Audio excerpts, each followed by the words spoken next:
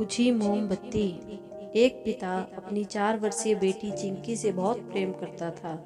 Office से लौटते वक्त वह रोज उसके लिए तरह तरह के खिलौने और खाने पीने की चीजें लाता था।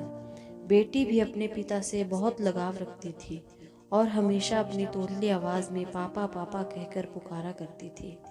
दिन अच्छे बीत रहे थे कि अचानक एक दिन चिंकी को बहुत तेज बुखार हुआ। सभी घबरा गए। वे दौड़े भागे डॉक्टर के पास गए, पर वहां ले जाते चिंकी की मृत्यु हो गई।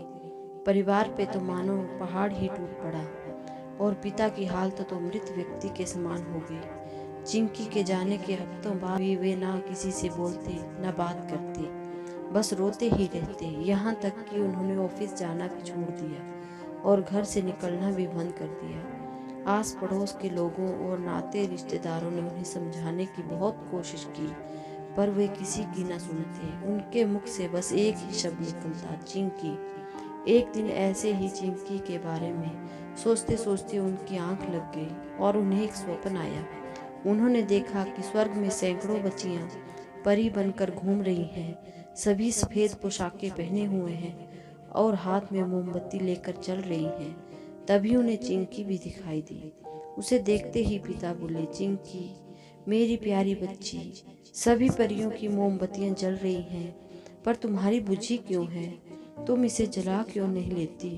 चिंकी बोली, पापा मैं तो बार बार मोमबत्ती जलाती हूँ, पर आप इतना रोते हो कि आपके आंसू से मेरी मोमबत्ती बुझ जाती है।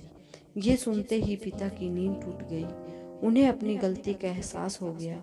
वे समझ गए कि उनके इस तरह दुखी रहने से उनकी बेटी भी खुश नहीं रह सकती और वह पुनः सामान्य जीवन की तरफ बढ़ने लगे। मित्रों, किसी करीबी के जाने का गम शब्दों से बयान नहीं किया जा सकता, पर कहीं न कहीं हमें अपने आप को मजबूत करना होता है और अपनी जिम्मेदारियों को निभाना होता है, और शायद ऐसा करना ही मरने वाले की आत्मा को शांति देता है। इसमें कोई संदेह नहीं कि जो हमसे प्रेम करते हैं वे हमें खुश ही देखना चाहते हैं, अपने जाने के बाद भी।